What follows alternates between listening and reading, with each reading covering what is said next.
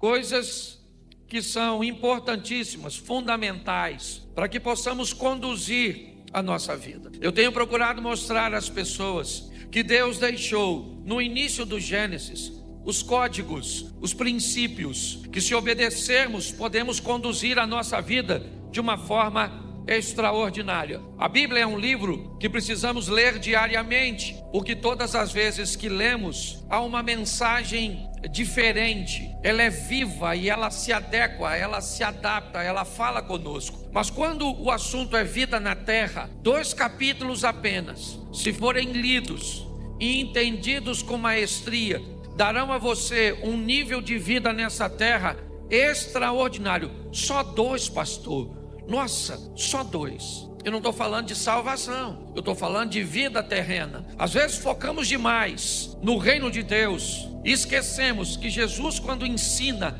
seus discípulos a orar, a chamada é oposta. Na oração do Pai Nosso não é eu vou para o teu reino, é que venha o teu reino. Na oração do Pai Nosso, o que Jesus está dizendo para seus discípulos é o seguinte: antes de você irem para o céu, traga a organização do céu para a sua vida, para os seus negócios, para a sua família.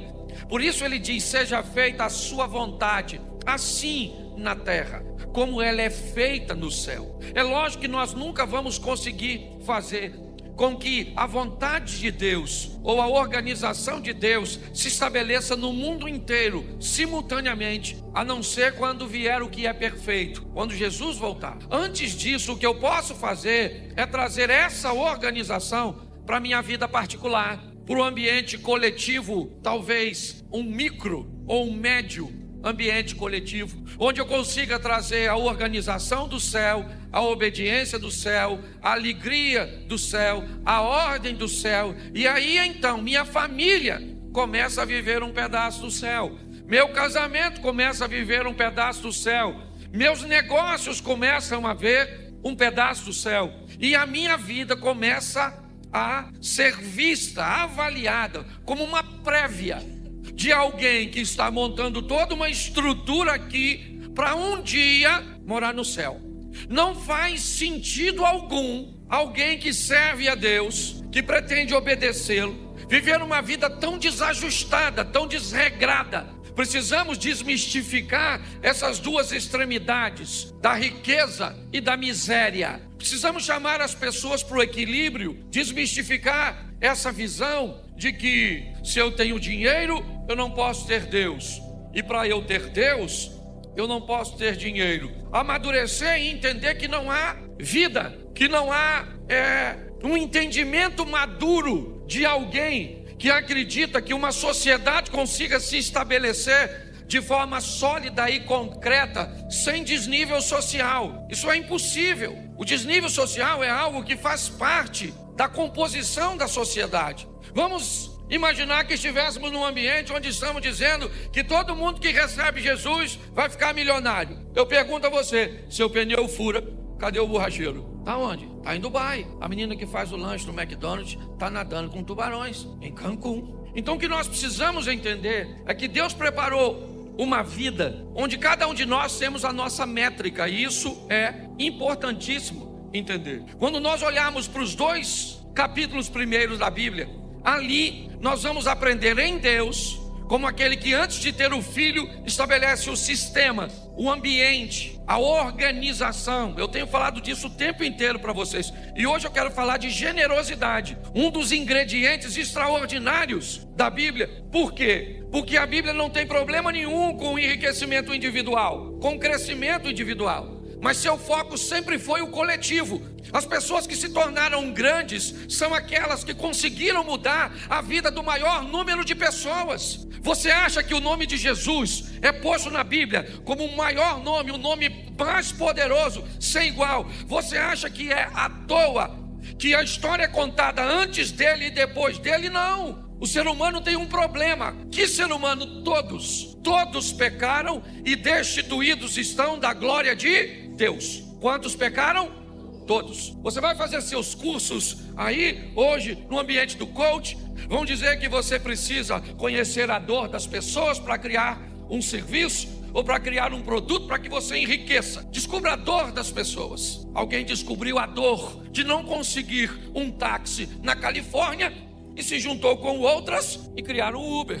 A dor era tão grande que não era apenas da Califórnia, que isso atingiu basicamente o mundo inteiro. Quando Jesus se torna o maior nome, é porque ele se torna um sacerdote e uma oferta simultaneamente. E o que ele veio fazer? Resolver um problema de todos. Por isso que o nome dele é maior do que todos. É importante você entender isso. Enquanto a sua vida estiver focada apenas em você, o que nós queremos com uma igreja dessa aqui em Xerém? O que nós queremos com o projeto Recomeçar? Mudar a vida do maior número de pessoas. Fazer com que pessoas recomecem de uma forma assertiva. Muitos daqueles que trabalham para que isso aconteça têm sua vida totalmente organizada e poderia estar quietinho dentro da sua casa, satisfeito, porque aprendeu a lidar com as escolhas, com o livre-arbítrio. Todos aqueles que gerenciam bem sua vida, eles amam o livre-arbítrio. Mas todos aqueles que gerenciam mal sua vida acham que Deus deveria agir de outra forma. Mas são suas escolhas. E dentre elas eu falei sobre tantas coisas, mas hoje, rapidinho para você entender: generosidade é o tema. Pastor, o que é ser generoso? Eu fiz uma coisa bem simples, vocês sabem como eu sou. Ser generoso é conseguir obter prazer através da vantagem do outro. O generoso é aquele que ele fica feliz, ele se alimenta de ver o outro bem, de oferecer ao outro uma vantagem, de ver o outro feliz. Quando? Sempre. Se você, para ser generoso, você precisa ter dinheiro, você não é generoso. Você só vai estar generoso. Porque se você perder a condição financeira, você deixa de ser generoso. Quando você é generoso, você reparte o muito que tem ou o pouco que tem. Porque o generoso, ele é generoso. Se ele tiver meio prato de sopa, ele ainda divide com mais 2. Porque a generosidade está nele. O generoso, ele pode estar numa posição confortável ou não, que ele é generoso. O generoso é aquele que vai fazer algo e pode levar vantagem com aquela generosidade ou não, e ele vai fazer do mesmo jeito, porque tem gente que só é generoso com gente que pode retribuí-lo. Isso não é generosidade. Quando nós olhamos para isso, nós descobrimos que com quem eu vou ser generoso? Com quem eu conheço e com quem eu não conheço, independente da medida. Por isso que às vezes nós falamos algo que a maioria das pessoas às vezes não tem noção do resultado. Por que você não levanta todo dia de manhã e compra 5 pãezinhos 2 vezes na semana e bate na casa de alguém que você sabe que não tem uma condição tão legal e dá para ela? Isso faria tanta diferença na sua vida, sim ou não? Isso. Só se você for generoso. Porque se não for, não tem impacto na sua vida. Melhorar a vida dos outros é a nossa missão. É preparar pessoas para viverem uma vida extraordinária aqui na terra. Uma vida sensacional aqui e depois ir para o céu. Não há permuta na Bíblia, é graça. Graça é um favor que você não merece. Não adianta.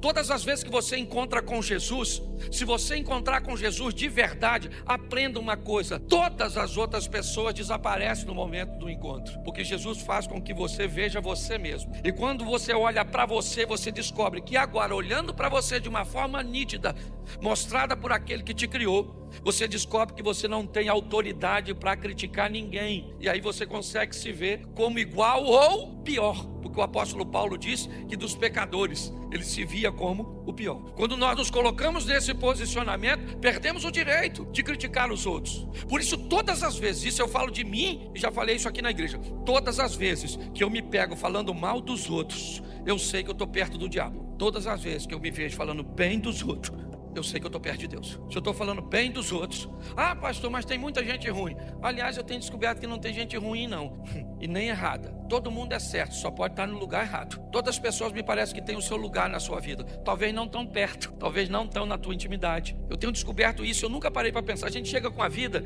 50, 60 anos, alguém diz assim: ah, eu tenho poucos amigos. Eu não concordo não, de um tempo para cá eu passei a pensar nisso. Como é que você vive 50 anos e tem um amigo só? Tu é ruim pra caramba. Um cara com 50 anos, ele tem que ter pelo menos de 10 a 15 amigos.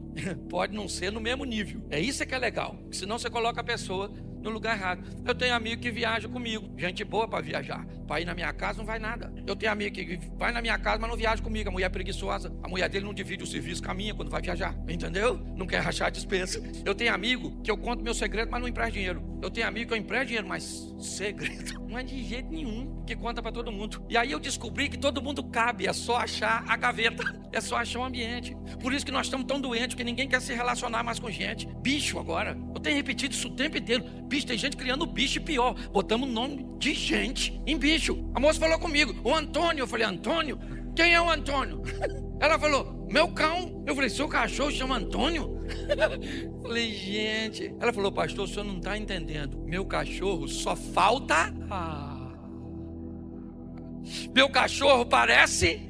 Aí eu falei para ela, falei, desculpa com todo respeito, seu cachorro não parece gente. E provavelmente ele sabe que não é gente. Quem esqueceu que é gente é você. Porque quando você bota um cachorro para dormir contigo, às vezes o cachorro nem quer, ele só fica porque acostumou. Ele nem gosta do seu cheiro, ele não...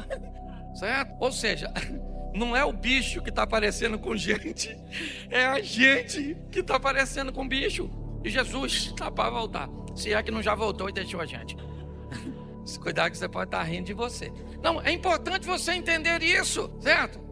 Eu brinco que de gato eu não gosto. Eu respeito quem gosta de gato, porque gato não gosta da gente. Não gosta, não, fala sério. O carinho que o gato faz no pé da mesa, ele faz na sua canela. Você abre a porta para um cachorro abrir, sair, ele sai na hora. Você abre para um gato, abre a porta para um gato e vê a postura do gato. Ele olha para tu e pensa, ao que eu quiser eu saio. Não pedi para você abrir. Você conhece um gato que morreu no assalto? Não, porque o gato não reage. O cachorro já morreu, o gato está lá, levanta a mão e diz, se deixar o saco, tá agradecido. Na verdade, só me deixa, não é nada meu aqui. Há um tempo atrás eu fui tomar um café com essa moça, vou falar um dia não, que é perto que o pessoal conhece. O lugar pequeno tem disso. E ela então, ela chamou o nome que eu achava ser uma menina. Entrou um frango pela porta da cozinha. Eu estava com uma xícarazinha de café, Lu, e aí entrou um franguinho da pescoço pelado. Nunca na minha vida eu já vi chamar o frango. Mas chamar o nome de uma pessoa e vi um frango, eu achei extraordinário. Pois bem, aí ela olhou para mim e disse, pastor, é linda, não? E era, pensa numa franguinha bonitinha, dava até pena de matar. Só que o pior estava para vir. Ela olhou para frango, pastor, é linda. Eu falei, linda. Ela falou, sim, é minha filha. Quando ela falou a minha filha, aí a cabeça do comediante, ela abriu, Daniel. Ela abriu. Eu falei, essa dona bota ovo, não é possível. O que é? Não, pare, olhe para mim. O que eu quero que você entenda é que tem gente que está tão decepcionado em viver com gente, falta de habilidade. Quem começa achando que todo mundo é bom, termina achando que todo mundo é ruim. E todo mundo cabe na sua vida. É só você saber o nível. Os mais próximos, os médios, distantes, a turma do sol, o buraco negro. Você está entendendo? Tem gente que vai ficar bem distante, mas cabe. E é por isso que muitas pessoas azedam seu coração e não conseguem mais ser generosas. Presta atenção nos textos que eu vou mostrar para você agora. Coloque para mim, segundo livro do profeta Samuel, capítulo 9, verso 3. Olha a posição que esse camarada toma, que eu acho que vale a pena. E disse o rei Davi, não há ainda algum da casa de Saul para que eu use com ele de benevolência de Deus? Então disse Ziba ao rei, ainda há um filho de Jonatas, aleijado de ambos os pés. Preste atenção, porque não é à toa que Davi é grande, ele só não é perfeito. Você nunca vai ver a Bíblia escondendo o defeito de ninguém. Abraão é o pai da fé, mas fica com medo de matá-lo e mente, certo? Para o rei do Egito, para resguardar sua vida. Você vai olhar para Noé, encheu a cara e ficou pelado. A Bíblia não podia deixar isso para lá. Você pega o Salomão, foi um camarada que, para ter paz no seu reino,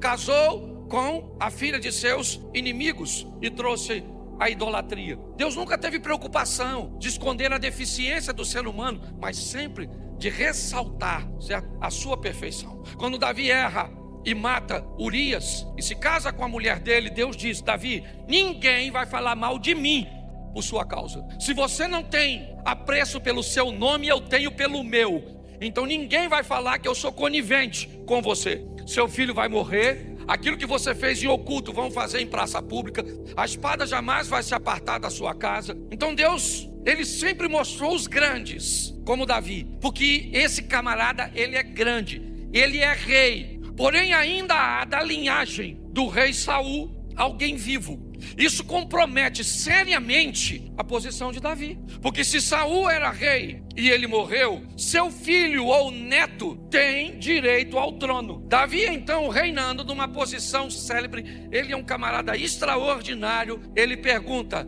não há ninguém da casa de Saul para que eu use com ele de benevolência? Que história é essa, cara? De tratar bem um camarada que é um camarada que tem direito ao lugar onde você está? Que história é essa? Descubra quem é parente do rei e mate todos esses caras. Porque senão ele arruma um correligionário e já está montando uma revolta no seu reino, dizendo que tem direito. Mas muito mais do que generosidade, o que Davi tem é entendimento. Davi sabe que se o leão não o matou, foi porque Deus era com ele.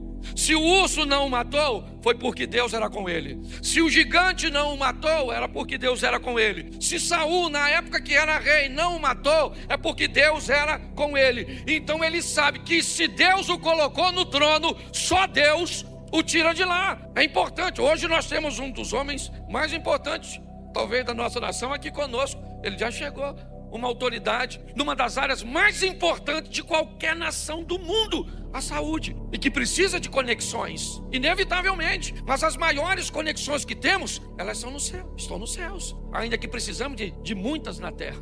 Davi, o que ele está dizendo aqui é: eu vou achar alguém da casa de Saul e vou pegar esse indivíduo da casa de Saul e vou trazê-lo para comer na minha mesa. Ao invés de matá-lo, eu vou abençoar. Esse cara tem que ser grande. Todas as vezes que você vê alguém pequeno, ele pode estar numa posição alta, mas se ele segurar alguém para que esse alguém não cresça, ele também tem que estar embaixo para segurar. Uma das maiores virtudes de alguém que é grande é gostar de ver as pessoas que estão ao seu redor crescer. Essa é a grande verdade. Davi olha e ele diz: tem alguém? E aí alguém diz. Provavelmente quem está dizendo talvez pense até que Davi vai matá-lo. Mas quando ele diz: olha, ainda tem um rapaz que durante a fuga, na morte de Saul e de Jonatas, para não morrer, a mulher que cuidava dele sai correndo com o garoto e ela tropeça, o menino cai no chão e ele então sofre um acidente e fica paralisado. O nome dele é Mefibosete. Ele é neto de Saul, filho de Jonatas.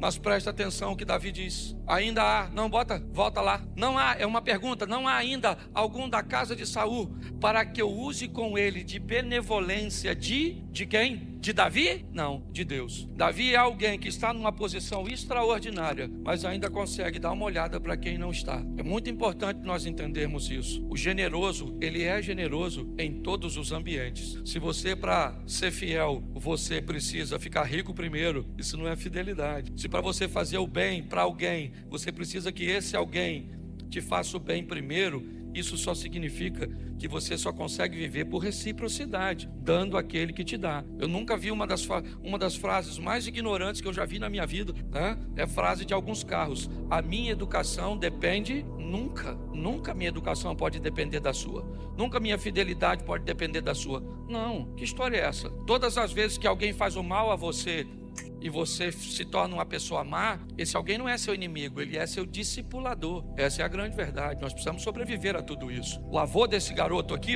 tentou matar Davi 2 vezes, perseguiu Davi. Foi uma situação extremamente difícil. Davi assume o trono, se estabelece, conquista, se fortalece, enriquece, monta a sua estrutura e diz: há ainda alguém da casa de Saul para que eu possa ser generoso para com ele. E se você ler essa história um pouquinho mais à frente, vai ver que Mefibosete pôde provar da generosidade de um homem grande, forte, poderoso e valente, mas sensível, que ouvia a voz de Deus. Que essa seja a nossa vida. Posso ouvir um amém? Vamos lá? Neemias capítulo 1, verso 4. Neemias 1, 4. E sucedeu que, ouvindo eu essas palavras, assentei-me, chorei e lamentei por alguns dias. Estive jejuando e orando perante o Deus dos céus. Verso 5. E disse: ah, Senhor, Deus do céu, Deus grande e terrível, que guarda o conserto e a benignidade para com aqueles que te amam e guardam os teus mandamentos. Estejam, pois, atentos os teus ouvidos e os teus olhos abertos para ouvir a oração de teu servo que hoje faço perante ti, de dia e de noite pelos filhos de Israel. Preste atenção. Neemias, o copeiro de Artaxerxes, o rei da Pérsia, o segundo maior império que já governou a terra, perdendo apenas para o babilônico de Nabucodonosor. Foi esse império que o destituiu. Quando nós olhamos para esse ambiente, nós descobrimos algo extraordinário. Quem é Neemias? Ele é o copeiro, um conselheiro, alguém muito próximo do rei. E nesse ambiente, ele tem todas as vantagens possíveis. Mas quando chega alguém vindo de Jerusalém, ele pergunta: como é que estão as coisas lá? Ele disse: olha, lá as coisas não estão boas. As portas estão quebradas, os muros estão derrubados, tacaram fogo, nosso povo está numa situação lastimável. Aí ele disse: aí eu sentei, chorei, jejuei, fui falar com Deus e montei uma estratégia para fazer uma viagem dali até lá e mudar a história daquele povo. Generosidade coletiva. Quando nós olhamos anteriormente, vemos Davi estabelecendo a generosidade individual, porque às vezes o que dá para você é ajudar um vizinho, é ajudar um mendigo, é ajudar um necessitado, é ajudar um casal que está se separando, é ajudar alguém com pouco recurso que você tem. Quero usar o exemplo de Davi, mesmo sendo rico, aquela ajuda pequena, mas que faz a diferença na vida de uma pessoa. Mas talvez você possa fazer a diferença para um grupo de pessoas, para um asilo, porque você sabe contar histórias, para uma casa de recuperação, você pode doar um pouco do seu tempo. Quando nós olhamos para esse exemplo, o que nós estamos vendo é um camarada que está numa situação extremamente agradável, mas naquele ambiente ele é generoso, e o generoso ele não consegue ser feliz se alguém estiver sofrendo. É isso. E é isso que ele faz. Esse camarada, ele faz uma viagem, reconstrói os muros,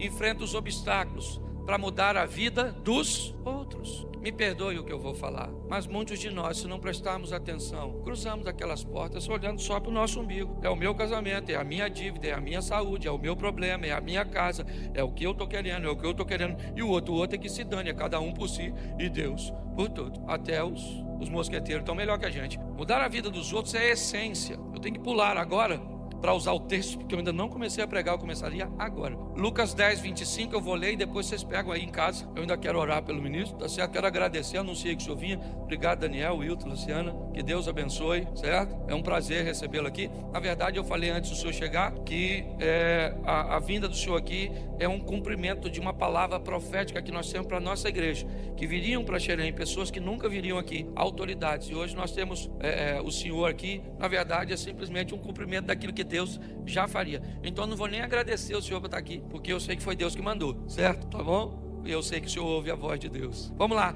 Lucas 10, 25. Deixa eu ler bastante, vou falar pouquinho. Eis que levantou um certo doutor da lei, dizendo: mestre, que farei para herdar a vida eterna? Preste atenção. Essa é a história que deve estar na boca de todo mundo. Talvez não dos mais jovens, mas de quem está morrendo, ou pelo menos de todo crente. Vida eterna, vida eterna. Gente, pensa num assunto sério, que a alma é a mais interessada, porque nós somos uma trindade. Quando nós olhamos para Deus, por que Deus criou tudo? Porque nós entendemos que biblicamente tudo que Deus cria, Ele assina. Ele assina tempo, assina, porque foi Ele que criou. Então o que é tempo?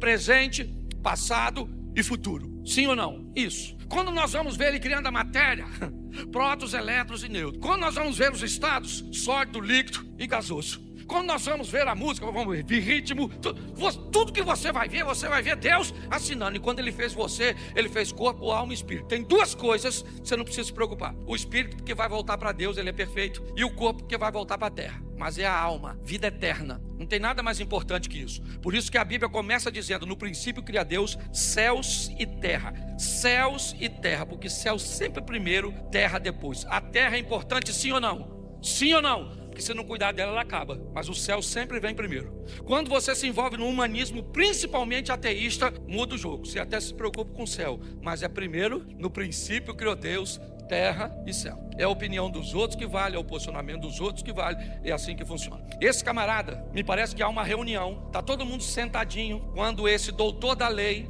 se levantou para interpelar Jesus sobre o assunto vida eterna. Preste atenção, vamos lá. Ele disse: volta para mim, por favor, que eu me perdi. Eis que se levantou um certo doutor da lei, dizendo: mestre, que farei para herdar a vida eterna? disse-lhe, olha só, e ele lhe disse: que está escrito na lei e como leis? Preste atenção. Jesus, além de não responder o que o cara perguntou, ainda pergunta em cima da pergunta do cara. O que ele está perguntando? O que você sabe sobre vida eterna? E como é que se lê? Aí ele vai dizer o que ele sabe. Respondendo ele, disse: amarás ao Senhor teu Deus de todo o teu coração, de toda a tua alma e de todas as tuas forças e de todo o seu entendimento, e ao teu próximo como a ti. Isso, ele sabe, sim. Todas as vezes que você pergunta algo a alguém, provavelmente 3 finalidades você tem, principalmente básicas. Primeiro, você pergunta porque você não sabe e você indaga a pessoa porque quer trazer o conhecimento dela para você. Segundo, você pergunta para comparar se o que você sabe está certo e quer mais uma fonte de avaliação. Ou terceiro, você quer envergonhar o indivíduo tendo a expectativa de que ele não saiba responder. Quando Jesus volta para ele, ele responde exatamente: vamos amar de todas as forças e ao próximo. Vamos ver o que Jesus disse. E disse-lhe: respondeste bem, faze isso e viverá. Jesus disse: rapaz, você está me perguntando algo que você já sabe. Esse dia uma mulher veio aqui falar comigo: pastor, meu marido me bateu, o que eu faço? Eu falei: não sei. Ela falou: o senhor não acha que eu devo denunciá-lo? Eu falei: eu não acho nada. Pô, pastor, mas ele bateu em mim. Bateu. Denuncio ou não denuncio? Não sei, porque o que ela queria? Denunciar sim ou não? Claro que queria. Ela só queria que eu dissesse para ela denunciar, que ela denunciava, e quando o marido fosse falar com ela, ela ia falar o quê? O pastor mandou denunciar, eu nem queria. Aí, sabe quem ia estar pregando aqui? Uzia. Porque eu morri. Aqui, ó. O que isso aqui demonstra? Que a maioria de nós já sabe o que precisa ser. Jesus disse para ele: cara, você acabou de me dizer, de me responder exatamente o que você me perguntou. Então Jesus disse: já que você sabe, vai e põe em... Porque uma coisa é saber. Mulheres, sede submissa aos vossos maridos. Sabe disso? Nem emudeceu? Deixa eu trocar a pergunta para os homens. Homens, amai as vossas esposas como Cristo amou a igreja. Tu ama, miserável? Filho, honre o filho honra. Todo mundo sabe o que precisa ser, mas ninguém faz. É isso que a conversa aqui é essa. Só que o assunto é mais profundo, que é a vida eterna. Mas a regra é a mesma para a vida aqui na terra. Presta atenção. Jesus falou: vai lá e faz isso, que você viverá. Beleza, vamos embora? Ele, porém, querendo justificar-se a si mesmo, disse: quem é o meu? Pensa numa pessoa difícil de você identificar: o seu próximo. Por quê? Porque ele é todo mundo. Não tem seleção para próximo. Próximo é todo aquele que cruza seu caminho precisando de ajuda, de você. Ô, gente, parme você. 99% das pessoas que me pedem ajuda não tem nada a ver com coisa material. Sabe o que eles querem? Nós temos um grupo de oração aqui, ó. E eu que não boto tudo, porque todo dia eu recebo assim. Mas é assim, ó. Hoje eu botei 2 de manhã no aeroporto. A gente chega e fala: pastor, o que você quer, meu filho? Quero só oração, uma bênção. Porque é isso que o povo quer. E você não pode ajudar? É porque não é sua prioridade. Essa é a grande verdade. O que Jesus está dizendo, né? Agora para ele, ou melhor, volta lá nele. Ele pergunta: quem é o meu próximo? Como se ele tivesse. Aí Jesus vai contar a história que eu quero terminar com ela. Vamos lá? Respondendo, Jesus diz: descia um homem de Jerusalém para Jericó e caiu na mão dos salteadores, os quais o despojaram, espancando, se retiraram, deixando meio morto. Preste atenção. Imagine que Jerusalém é Petrópolis e esse cara está indo para a refinaria Reduc, ok? Só para você entender a nível geográfico o que é Jerusalém. Por isso que todas as vezes que você vê Jerusalém, ou alguém está subindo ou está descendo. O texto está dizendo, né, que um indivíduo, ele desce, ele está vindo de Jerusalém, ou seja, de Petrópolis para Caxias, certo? No caminho, aí ele encontra os salteadores, tá certo? Que o espancam e deixam ele meio morto, só para você entender. Então tá lá o cara meio morto, jogado. Vamos ver o que acontece, que Jesus quer transmitir. Ocasionalmente, preste atenção, em algumas traduções Jesus está dizendo que quase sempre um cara vai passar por ali. Esse camarada é um sacerdote. Ele também está descendo. Provavelmente é mais ou menos como aquelas cidades que para morar é muito caro e você usa uma cidade próxima como moradia. É mais ou menos Jerusalém e Jericó. Muitos trabalhavam em Jerusalém, mas usavam Jericó como uma cidade dormitório, porque era mais barato. O sacerdote, me parece, servia a Deus em Jerusalém, terminou seu turno, ele está descendo para dormir em casa em Jericó. Por isso que é ocasionalmente. E o que ele vê? Ele vê o cara ferido. E o que ele faz? Nada. O sacerdote terminou seu turno da igreja, está tudo certinho e está indo embora. Ele olha o indivíduo e não tem generosidade, não tem misericórdia, não tem nada. Tem a fé, tem a Bíblia na mão, tem a canção na mente. O que não tem é vida.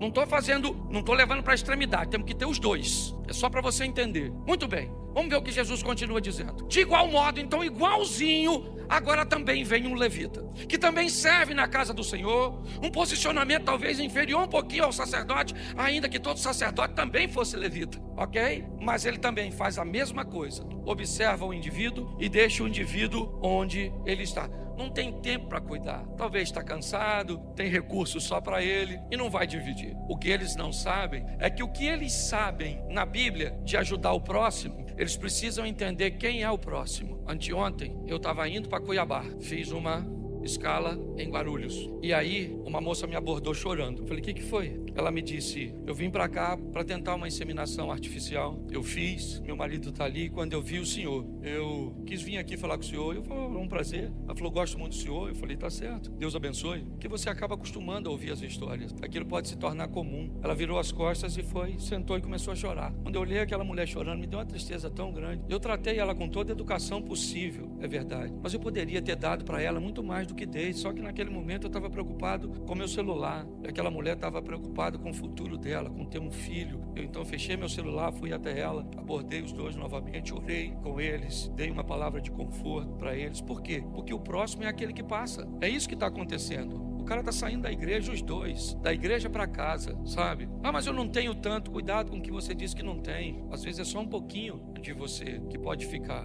Esse é o grande problema hoje, até da nossa família. Saímos trabalhando para trabalhar de casa durante o dia e levamos o quê? O melhor de nós. Deixamos tudo na rua. E quando a gente volta para casa, o que chega em casa é apenas o pior de nós. Só o refil. Pare e pense. Quando Jesus conta essa história, olha só. Vendo passa ao largo, agora quem é que vem? Mas agora vem um samaritano. Não sei o que eu posso usar, porque hoje é tudo, qualquer coisa que eu usar pode ser. Não sei o que eu posso usar como samaritano. Um cara doidão, o samaritano. Um cara doidão, desprometido, sem grana, certo? Provavelmente, sei lá, qualquer coisa que eu falar, vão usar contra mim. Não posso falar mais nada. Se eu falar que o cara tem tatuagem, eu tô lascado. Se eu falar que o camarada é macumbeiro, eu tô lascado. Se eu falar... Então era um cara, sei lá, você cria agora o personagem, o samaritano. Ele vinha de viagem, ele está passando, ele não é sacerdote, ele não é levita, ele é um cara que está passando. Mas o que ele é? Generoso. E quando ele passa, ele vê o indivíduo naquela situação, ele não quer saber quem é o cara, se ele é judeu, se ele é samaritano, se ele é rico, se ele é pobre, se ele... certo? Estava certo, se ele estava errado. Porque o generoso, ele não quer saber nada disso, ele só quer ajudar e pronto.